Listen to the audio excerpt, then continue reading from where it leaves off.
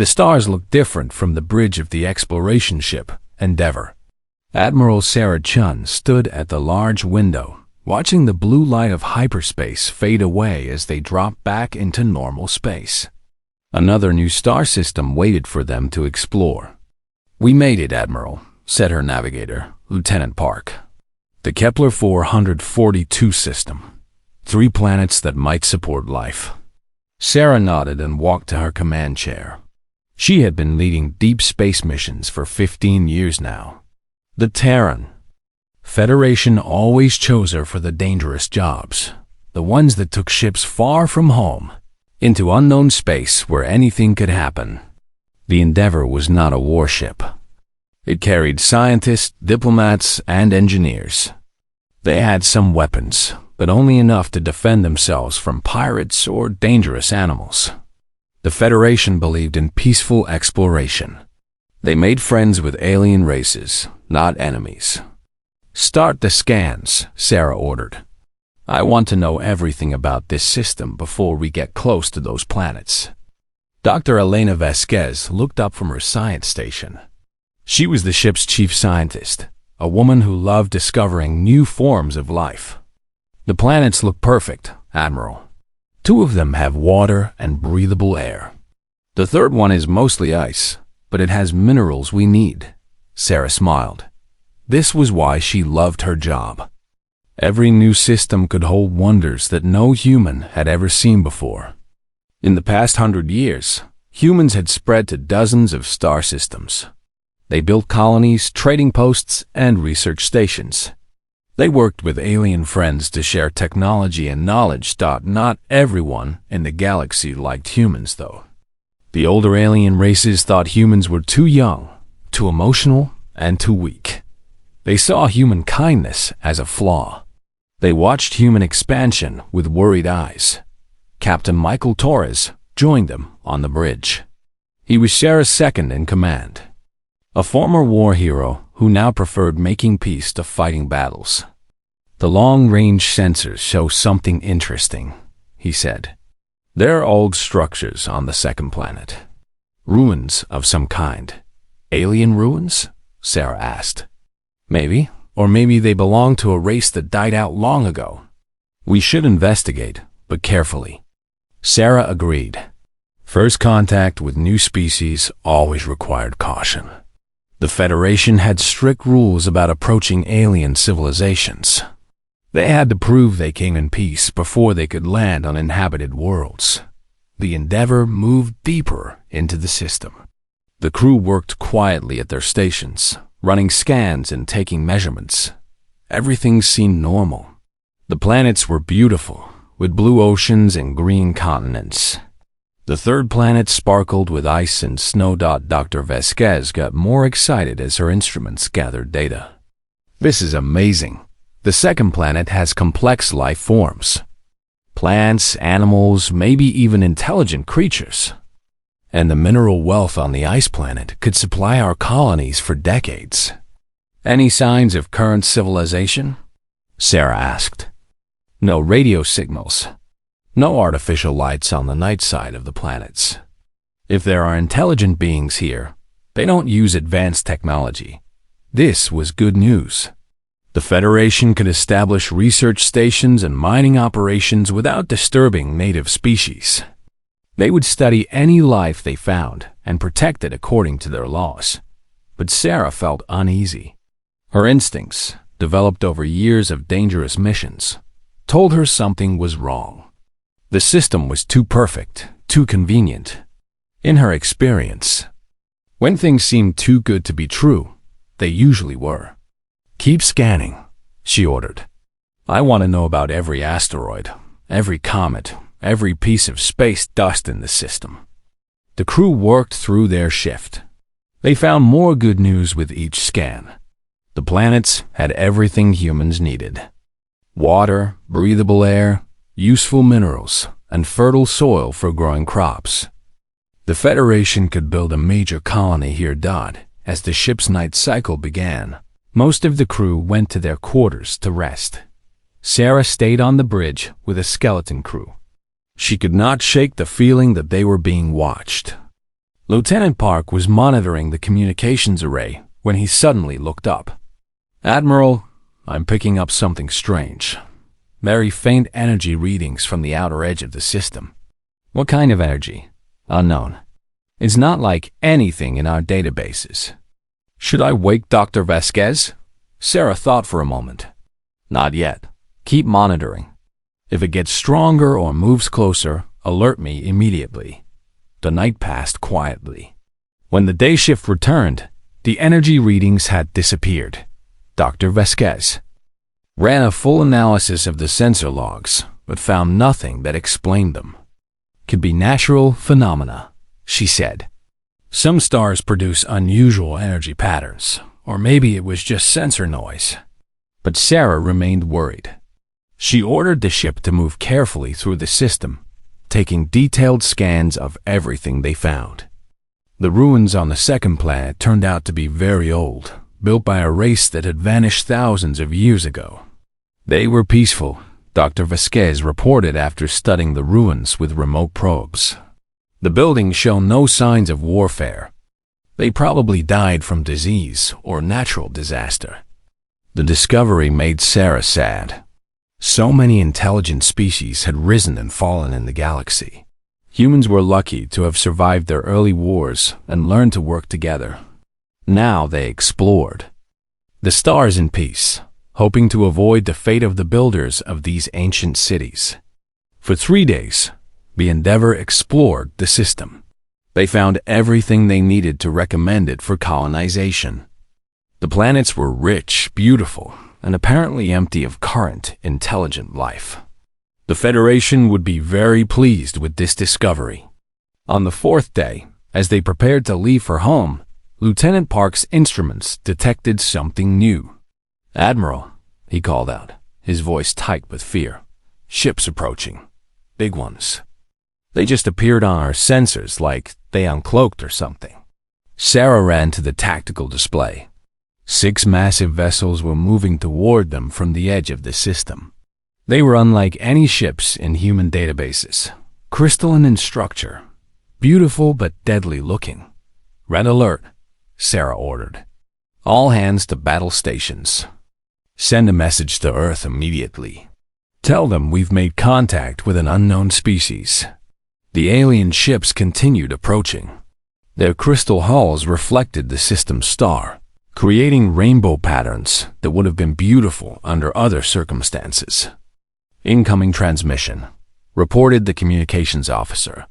"Put it on screen." The face that appeared was not quite humanoid. It had crystal-like features and eyes that glowed with inner light.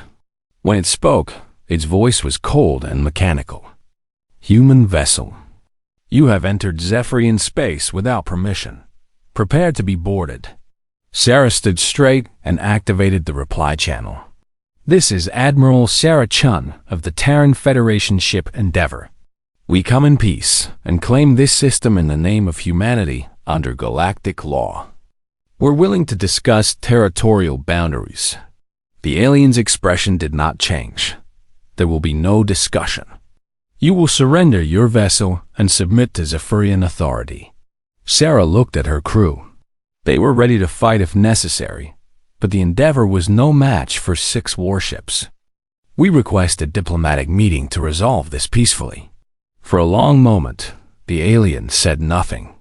Then its crystalline features shifted into what might have been a smile. "Very well, human. Send your diplomats to our flagship. We will discuss terms." Sarah felt the trap closing around them, but she had no choice. The Federation's rules were clear. Always try diplomacy first, even if it meant walking into danger. Admiral Sarah Chun stared at the alien face on her screen. Fleet Commander Crickstole of the Zephyrian hegemony looked like a living crystal sculpture. His features were sharp and cold, with eyes that glowed like blue fire.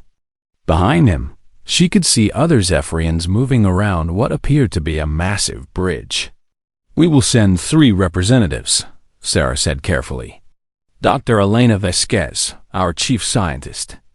Captain Michael Torres, our diplomatic officer. And Commander James Walsh, our cultural specialist. Crickstale's crystalline head tilted slightly. Acceptable. They will come alone and unarmed. Any attempt at deception will result in the destruction of your vessel. The transmission ended. Sarah turned to face her senior officers. The bridge was quiet except for the soft hum of the ship's systems. Everyone knew this could be a trap, but Federation protocols required them to try peaceful contact. Dr. Vasquez was already preparing for the mission. She had studied hundreds of alien cultures and spoke 17 different languages. If anyone could make peace with these Zephyrians, it was her. Captain Torres looked grim but determined.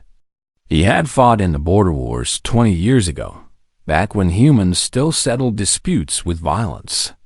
After seeing too much death, he had dedicated his life to preventing wars before they started. Commander Walsh was young but brilliant. He understood how different species thought and communicated. His job was to make sure humans did not accidentally offend the aliens with wrong words or gestures. "I don't like this," Sarah said as they prepared to leave. "Something feels wrong about these Zephyrians." They appeared out of nowhere and immediately claimed this entire system. That's not how peaceful species usually behave. Elena adjusted her translator device. "Many species are territorial, Admiral.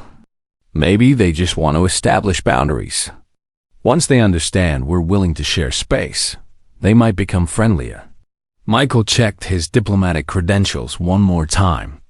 The Federation has made peace with dozens of alien races. Some started out hostile too. Remember the Altarians? They tried to blast us out of space when we first met them. Now they're our closest allies. Sarah wanted to stop them from going, but she knew her duty. The Federation had survived and prospered because it chose diplomacy over violence whenever possible. If there was even a small chance of making peace, they had to try. "Take emergency beacons," she ordered. "If something goes wrong, activate them immediately. We'll come for you." The shuttle bay doors opened, and the three diplomats flew toward the massive Zephyrian flagship. Their small craft looked like an insect next to the crystalline warship. The alien vessel was beautiful in a cold way, with smooth surfaces that reflected starlight. Like a giant jewel dot, Sarah watched from the bridge as the shuttle disappeared into the Zephyrian ship's docking bay. Then she waited. Minutes passed like hours. Her crew worked quietly, but she could feel their tension. "Still no word from the diplomatic team," reported the communications officer. "The Zephyrian ship is blocking our signals." More time passed. Sarah paced the bridge, unable to sit still. Her instincts screamed that something was terribly wrong, but she forced herself to wait. Diplomatic meetings sometimes took hours. Finally, after 3 hours of silence, the Zephyrian flagship sent a transmission. This time, it was not Cricksteel on the screen. It was Elena, Michael, and James, but they were not in a meeting room. They were in what looked like a prison cell, with energy bars holding them captive. "People of the Terran Federation," Crickstall's voice spoke over the image. "Witness the fate of those who dare to enter Zephyrian space without permission." Sarah's blood turned to ice. This was not a diplomatic meeting. It was a trap, and her people had walked right into it. Elena looked directly at the camera. Even though she was a prisoner, her voice was strong and clear. "Admiral Chun, don't give in to them. The Zephyrians have done this to other species. They demand surrender, then they enslave entire civilizations. Don't let them do it to humanity." Michael stepped forward. "Tell my wife and children that I love them. Tell them that some things are worth fighting for, even if the cost is high. Freedom is one of those things." James, the youngest of the three, looked scared but determined. "They think humans are weak because we choose peace over war. They think we'll surrender our colonies to save 3 lives. Prove them wrong." Crickstall appeared on screen again. His crystalline features showed no emotion. The Terran Federation has 72 hours to surrender all human colonies and starships to Zephyrian control. If you refuse, these 3 will die. If you resist further, we will destroy every human world until your species is extinct. Elena spoke again, her voice carrying across space to every human ship and colony. Remember what we stand for. Remember why we explore the stars. Not for conquest, but for discovery. Not for war, but for peace. Don't let our deaths change who you are. Michael added his words to hers. The universe is big enough for everyone, but some people want to own it all. Don't let them win. Quickstall raised what appeared to be an energy weapon. Enough words. Let this be a lesson to all who would oppose the Zephyrian hegemony. Sarah shouted at her screen, but she could do nothing to stop what happened next. The 3 human diplomats faced their execution with courage. They did not beg or cry. They stood together, holding hands as the weapons fired. The transmission ended. The bridge of the Endeavor was completely silent. Sarah felt like someone had torn out her heart. Elena had been her friend for 10 years. Michael had saved her life during the border wars. James was just 28 years old, with his whole life ahead of him. Admiral, her communications officer, said quietly, "Incoming message from Earth." Every human colony and ship in space received that transmission. Sarah wiped tears from her eyes. She had to think clearly now. The Zephyrians had made their message clear: surrender or watch humanity burn. They probably expected humans to give up immediately, like other species had done before. They were about to learn something about humanity that they did not understand. Humans were peaceful by choice, not by nature. And when someone murdered their friends and family, that choice could change very quickly. "Get me a direct line to Earth," Sarah ordered. "Emergency priority. I need to speak with the Federation Council immediately." While she waited for the connection, Sarah looked out at the Zephyrian ships. They hung in space like predators, beautiful and deadly. They thought they had won by killing 3 humans. They thought the rest of humanity would bow down in fear. They had made a terrible mistake. They had just crossed a line that should never be crossed. They had murdered diplomats under a flag of peace.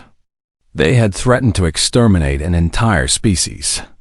And worst of all, they had killed people that other humans loved. The Zephyrians were about to discover something that peaceful humans had spent centuries trying to forget. When you push humans too far, when you take away everything they care about, they become the most dangerous creatures in the galaxy. But they would learn that lesson too late. The line had been crossed. The trap had been sprung.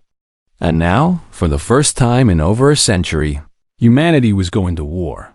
Sarah's hand shook as she prepared to give Earth the news that would change everything. 3 good people were dead. The age of peaceful expansion was over. It was time to show the Zephyrians what humans were really capable of when they stopped being nice. The news reached Earth 18 hours after the executions. Every human colony, research station, and ship in space received the same terrible broadcast. Dr. Elena Vasquez, Captain Michael Torres, and Commander James Walsh had been murdered by aliens who demanded humanity's complete surrender. In the Great Council chamber on Earth, 300 representatives sat in shocked silence. They had just watched 3 of their people die for no reason other than being human. The Zephyrian ultimatum was clear: surrender everything or face extinction. President Maria Santos stood at the podium. She was 70 years old, a grandmother who had spent her life working for peace.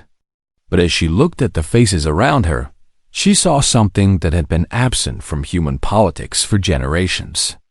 She saw controlled rage.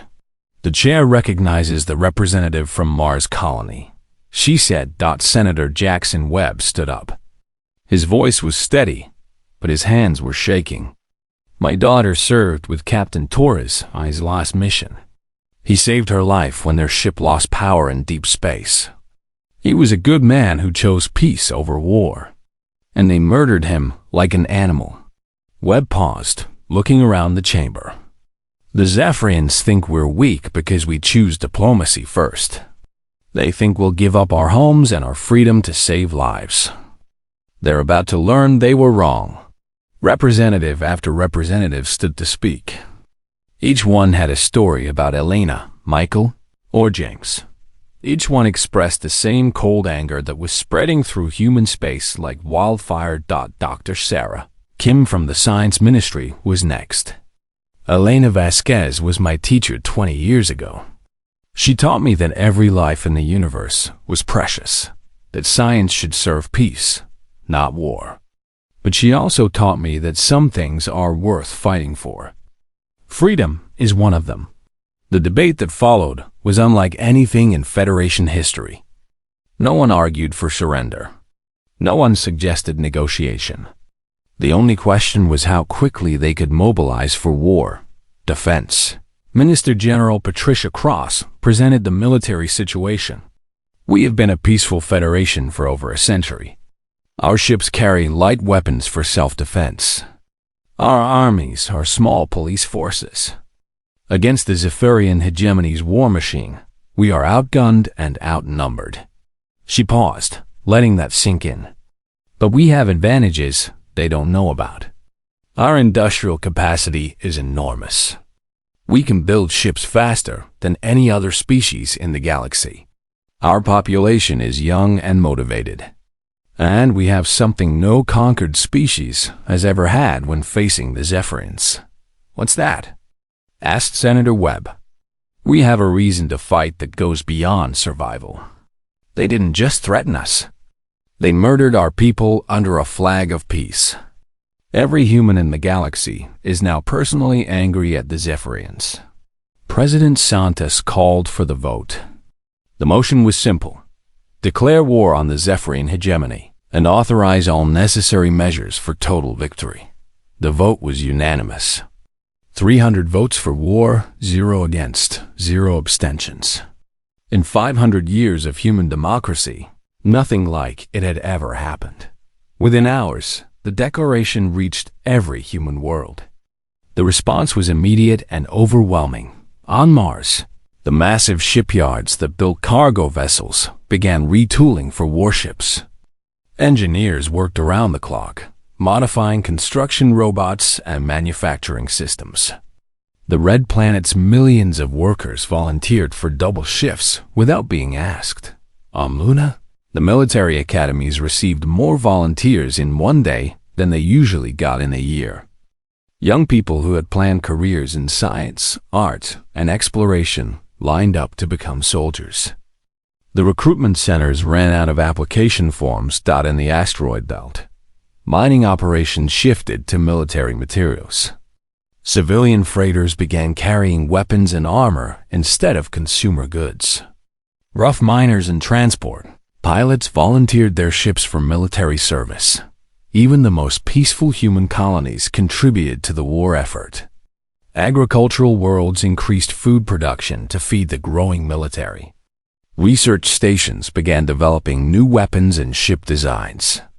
Medical facilities prepared to treat wounded soldiers. The transformation shocked alien observers. The Altarian ambassador to Earth sent a message to his government. The humans have changed overnight. They were merchants and explorers yesterday. Today, they are warriors. I do not think the Zephyrians understand what they have awakened. Admiral Sarah Chen received new orders while her ship still hid in the Kepler 442 system. She was promoted to Supreme Fleet Commander and ordered to return to Earth immediately. As her ship jumped to hyperspace, she sent a message to all human forces. They wanted to see what humans do when someone crosses the line. Let's show them. The message was picked up by monitoring stations throughout human space. Within days, it became a rallying cry, repeated on every human world and ship.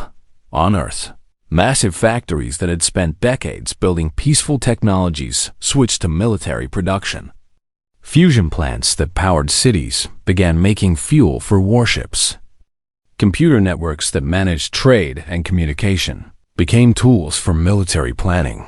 The most surprising change happened in human research facilities. Scientists who had devoted their lives to curing diseases and exploring the universe suddenly focused on weapons development.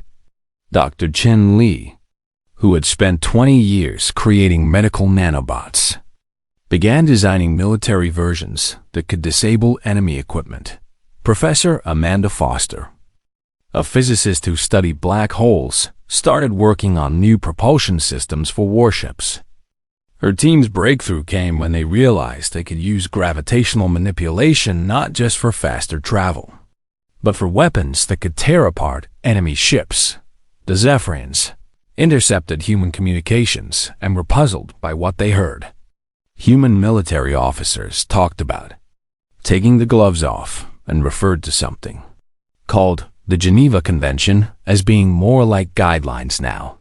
They mentioned rules of war that apparently no longer applied.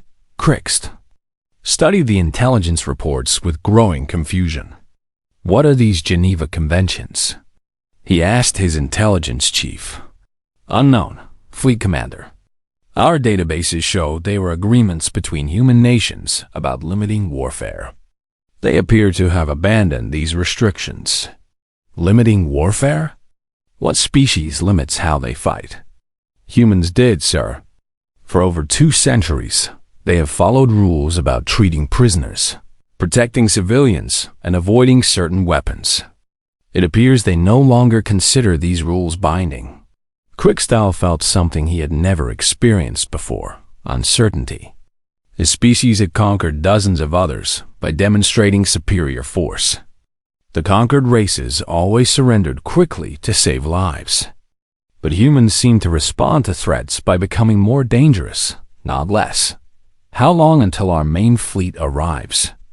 He asked. 6 months, sir. Should we wait for reinforcements before engaging the humans? Crickstyle looked at the tactical displays showing human industrial output. New ships appeared on their sensors every day. Human colonies that had been peaceful research stations were suddenly bristling with weapons. No, he decided. We attack before they grow stronger. The humans are still weak. Once we destroy a few of their worlds, they will surrender like all the others. But in the deepest files of the Zephyrian intelligence network, older reports painted a different picture. Records from humans' early space expansion mentioned something called the Border Wars, where humans had fought each other with terrifying effectiveness. The reports describe humans as being uniquely capable of total warfare when properly motivated. Those reports had been dismissed as exaggeration. After all, no species could be as dangerous as the humans were described to be. If they were, they would rule the galaxy instead of exploring it peacefully. The Zephyrians were about to learn that humans had chosen peace not because they were weak, but because they knew exactly how destructive they could be. When they stopped holding back, Admiral Chun's ship arrived at Earth to find the planet transformed.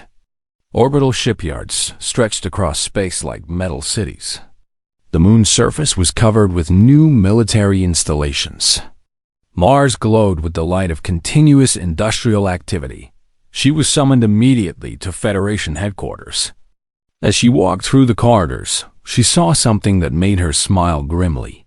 The walls that had once displayed artwork and scientific achievements now showed pictures of Elena, Michael, and James. Beneath each picture were the same words: remember them, avenge them. The war was just beginning, but Sarah could already see its outcome. The Zephyrians had made one crucial mistake. They thought humans were weak because they chose peace over war. They were about to discover that choosing peace and being unable to wage war were very different things. Humanity had spent centuries learning to be peaceful. Now they were going to remember how to be something else entirely. 6 months after the declaration of war, the galaxy watched in amazement as humanity revealed what it was truly capable of when pushed beyond its limits. Supreme Fleet. Commander Sarah Chun stood on the bridge of the massive battleship Retribution. The ship was one of 200 new warships that had rolled out of human shipyards in just half a year. Around her, holographic displays showed the positions of 17 different human fleets, each one striking simultaneously at Zephyrian positions across known space. All fleets report ready. Admiral, her tactical officer, announced. Operation Hammerfall is ready to begin. Sarah looked at the tactical display showing Zephyrian positions. The crystalline aliens controlled hundreds of star systems and had conquered dozens of species over the past 1,000 years. They believed they were invincible, because no conquered race had ever successfully fought back. They were about to learn the difference between fighting defensive wars and facing an angry human war. Machine, execute Hammerfall, Sarah commanded. All fleets attack simultaneously. Show them what humans do when someone murders our people. Across 17 different sectors of space, human fleets appeared as if from nowhere. The ships were rough-looking compared to elegant Zephyrian crystal vessels, but they were numerous, heavily armed, and crewed by humans who had personal reasons to hate their enemies. The first Zephyrian outpost to fall was in the Proxima system. Commander Lisa Park led a fleet of 50 ships against a Zephyrian base that controlled 3 occupied worlds. The aliens had expected a traditional naval battle with ships exchanging fire at long range. Instead, the humans did something unprecedented. They ignored the Zephyrian battle fleet and headed straight for the base itself. When Zephyrian ships moved to intercept them, Park ordered her ships to ram the enemy vessels. "This is insane," transmitted the Zephyrian base commander as he watched human ships deliberately crash into his forces. "They're destroying themselves." "Negative," Park replied over the open channel. "We're destroying you." The human ships were designed with this tactic in mind. They could survive collisions that would tear apart most vessels. More importantly, human crews were willing to sacrifice themselves to take out enemy ships. It was a level of dedication that the Zephyrians had never encountered.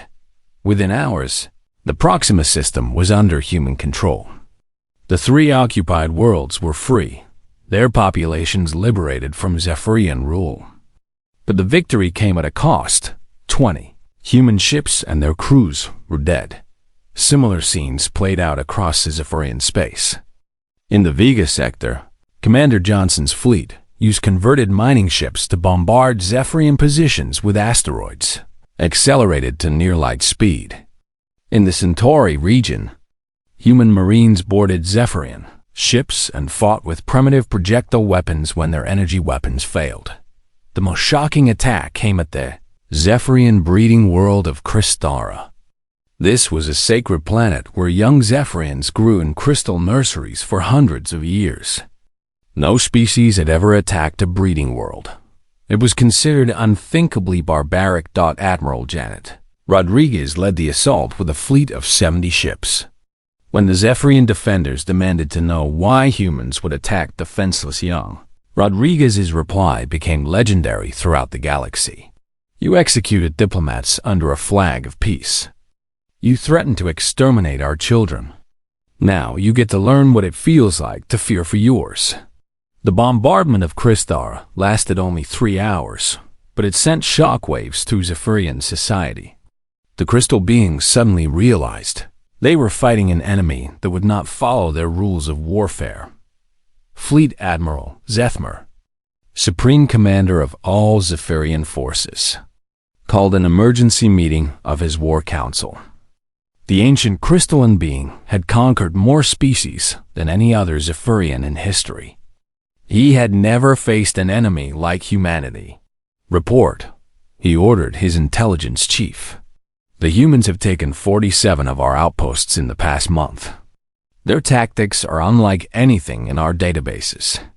They use suicide attacks, bombardments of civilian targets, and boarding actions with primitive weapons." "Why primitive weapons?" Zethmer asked. "Their energy weapons can be disrupted by our crystal shields. But projectile weapons, metal bullets fired by chemical explosives, penetrate our defenses easily. Human soldiers carry weapons that haven't been used in warfare for centuries. Zethmer studied the tactical displays with growing concern. What about their fleet strength? Growing rapidly. They're building ships faster than we can destroy them. More troubling, their technology is advancing at an impossible rate. 6 months ago, their fastest ships could barely reach half light speed. Now they have vessels that match our own antimatter drives. This was the most disturbing development of all.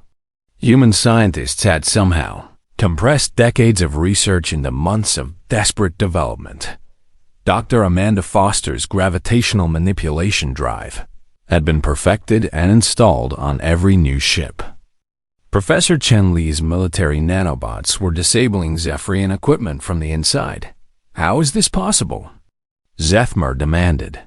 Unknown, sir. Human research facilities have abandoned all safety protocols. They're testing experimental technologies on live systems. Many of their scientists are dying in accidents, but the survivors are making breakthrough discoveries. Zethmer felt something his species rarely experienced: fear. In 1,000 years of conquest, no enemy had ever adapted this quickly to Zephyrian tactics. Most species tried to copy Zephyrian technology. Humans were inventing entirely new approaches to warfare. The reports from the front lines grew worse each day. Human ships appeared where sensors said nothing could exist. Human soldiers fought with a ferocity that bordered on madness. Most disturbing of all, humans refused to surrender even when defeated, often destroying their own ships rather than allow capture. Why won't they yield? Zethmer asked his cultural specialist. Every other species surrenders when facing extinction. What makes humans different? The specialist consulted her databases. Humans appear to form emotional bonds stronger than those of most species. They don't just fight for survival, they fight for revenge. Every human killed makes the rest more determined to continue fighting. Emotion makes them weaker, not stronger, Zethmer insisted. Not for humans, sir. Their history shows that emotional motivation makes them nearly unstoppable in warfare. They have a saying, "Hell hath no fury like a human scorned." As if to prove the point, a new human transmission reached Zethmer's flagship. Supreme Fleet Commander Sarah Chun appeared on the screen, standing on the bridge of her massive battleship. Behind her, the bridge crew worked quietly, but their faces showed cold determination. "Fleet Admiral Zethmer," Sarah said. "I am Supreme Fleet Commander Chun of the Terran Federation Navy. You wanted to know what happens when someone crosses the Zephyrian hegemony. Now you're learning what happens when someone crosses humanity." Zethmer activated his reply channel. "You fight like savages. There are rules of war that civilized species follow." Sarah's expression did not change. "You executed diplomats under a flag of peace. You threatened to exterminate civilian populations. You wanted to show the galaxy what happens when you cross the Zephyrian hegemony. Now we're showing you what happens when you cross humanity." The transmission continued as Sarah spoke directly to Zephyrian forces throughout their empire. "To every Zephyrian listening, you started this war by murdering our people. We will end it by freeing every species you have enslaved. Surrender now, or face the consequences of awakening something you should have left alone." The transmission ended, but its effect rippled through Zephyrian space. For the first time in their history, the crystal beings faced an enemy that was not just resisting conquest. It was actively hunting them down. On the occupied worlds, enslaved species began to rebel. Human broadcasts promised liberation and provided weapons to resistance fighters. The Zephyrian Empire, built over 1,000 years of conquest, began to crack under pressure from within and without. Zethmer looked at his tactical displays and realized he was facing a completely unprecedented situation.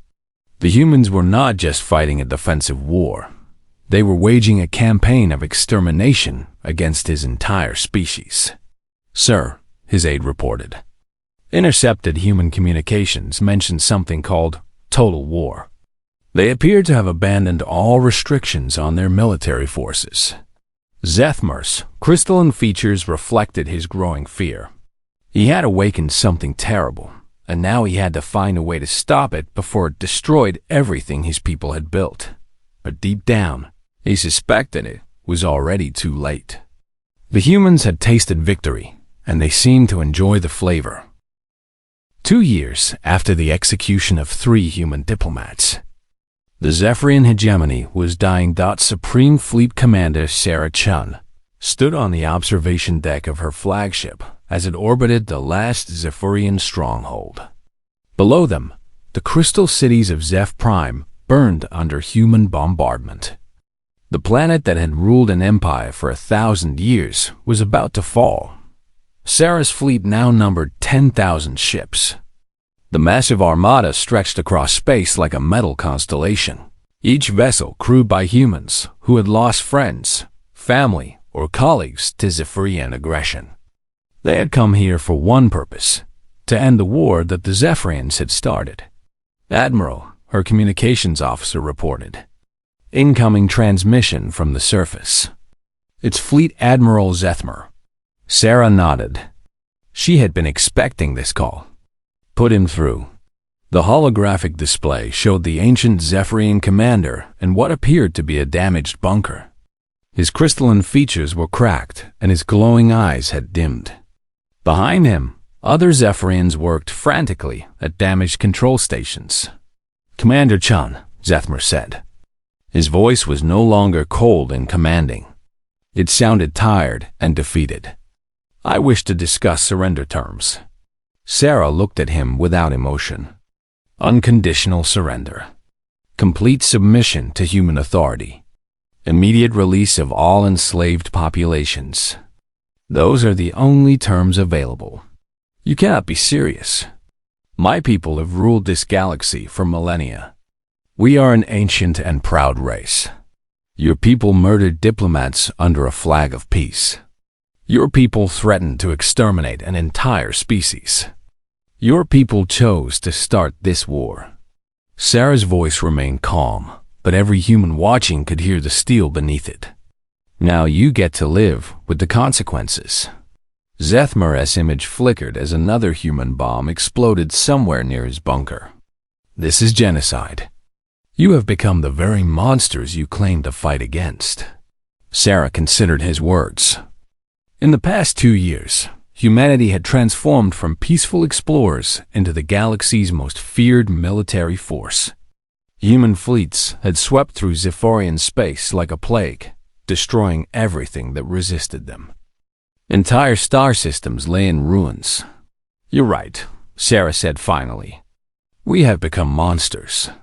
And you made us this way." The truth of those words hit everyone listening. The humans on her bridge, the Zephyrians in their bunkers, the alien observers throughout the galaxy. They all understood what had happened. The Zephyrians had awakened something in humanity that should have stayed buried. Human scientists had thrown away centuries of ethical guidelines to develop new weapons. Human soldiers had abandoned rules of war that their species had followed for generations. Human leaders had ordered attacks on civilian targets without hesitation. In becoming strong enough to defeat the Zephyrians. Humanity had sacrificed much of what made them human. "The galaxy will never trust you," Zethmar continued. "Other species will unite against you. You will become the very empire you destroyed." Sarah looked out at her vast fleet. Ships that had been built in desperate haste, crewed by people who had volunteered to become killers. The victory they had achieved would come with a price that might be too high to pay. But that was a problem for tomorrow. Today, she had a war to finish. "Maybe," she said to Zethmar. "But that's better than letting you continue to enslave and murder innocent people. At least when we rule the galaxy, we'll remember what it feels like to be the underdog." The final assault on Zeph Prime lasted 6 hours. Resistance crumbled as the last Zephyrian defenses fell to human weapons that violated every treaty about civilized warfare. When the shooting stopped, the crystal cities lay in ruins, and the ancient empire was no more. Zethmir's formal surrender was broadcast throughout the galaxy. The message was simple. The Zephyrian hegemony ceased to exist. All former Zephyrian territories were now under human protection. Any species that had been enslaved was free to govern itself. The response from liberated worlds was immediate and overwhelming. Dozens of species sent messages of gratitude to the human fleet. Some offered to join the growing human confederation. Others simply asked to be left alone to rebuild their shattered civilizations. But not everyone celebrated the human victory. The Altarian Confederacy, humanity's oldest allies, sent a diplomatic note expressing concern about recent human military actions. The peaceful Mentari Republic closed its borders to human ships. Even former friends began to view humanity with suspicion and fear. Admiral Sarah Chun understood their concerns. In 2 years, humans had gone from being galactic underdogs to the most powerful military force in known space. They had demonstrated a capacity for violence that shocked even veteran warrior species. The final casualty count was staggering. 3 billion Zephyrians were dead. Hundreds of worlds lay in ruins. The human fleet had lost 800,000 people. But they had proven something terrible about their species. Potential for warfare. As Sarah's fleet began the long journey home to Earth, she received reports from across former Zephyrian space. Human administrators were establishing new governments on liberated worlds. Human engineers were rebuilding destroyed cities. Human doctors were treating the wounded and displaced. But she also received darker reports. Some human commanders were refusing to give up their authority over conquered territories. Some human soldiers were having difficulty adjusting to peace after years of total warfare. Some human scientists continued developing new weapons even though the war was over. The transformation that had made victory possible was not something humanity could simply turn off. When Sarah finally arrived at Earth, she found a planet she barely recognized. The blue world that had once been known for its peaceful exploration programs was now the center of a military empire. Massive orbital shipyards continued building warships. Military academies trained officers for occupying foreign worlds. President Santos, now in her 3rd term due to wartime emergency powers, met Sarah at the orbital station. The elderly woman looked tired and older than her years. "Congratulations, Admiral," Santos said. "You've given humanity victory over its greatest enemy. Have I?" Sarah asked. "Or have I turned humanity into something we swore we'd never become?" They looked out at Earth through the station's viewport. The planet was still beautiful, but it was no longer innocent. Humanity had learned something about itself in the past 2 years. Something that could never be forgotten. "What do we do now?" Santos asked. "Half the galaxy fears us, and the other half expects us to protect them. We've become the dominant military power in known space. But at what cost?" Sarah thought about Elena, Michael, and James, the 3 diplomats whose deaths had started this war. They had died believing in humanity's peaceful nature. What would they think of what their species had become? "I don't know," she admitted. "But I know one thing. We can never let ourselves forget why this started. The Zephyrians thought they could intimidate us into surrender by murdering innocent people. They learned what happens when you cross that line with humanity." As they spoke, new reports arrived from the frontier. Several aggressive alien species were testing human resolve, probing for weakness. Pirates were attacking human trade routes. A few liberated worlds were already asking for military protection against their former oppressors. The galaxy had learned a lesson about humanity, but it was not the lesson Sarah had hoped to teach. They had learned that humans were dangerous when pushed too far. Now, they had to decide whether that made humanity a protector or a threat. Sarah looked at her reflection in the viewport. She saw a woman who had started the war as a peaceful explorer and ended it as the commander of the most powerful military force in the galaxy. The transformation was complete, and there was no going back. "The beast is awake," she whispered. "The question is, can we control it, or will it control us?" The war was over, but humanity's real challenge was just beginning. They had proven they could destroy their enemies. Now they had to prove they could govern the peace they had won in the depths of space. Other species watched and waited, wondering what the new human empire would become. Some hoped for benevolent protection. Others prepared for the possibility that humanity's next war might be with them. The galaxy would never be the same. Humanity had crossed their own line in crossing the Zephyrians, and there was no telling where that path would lead.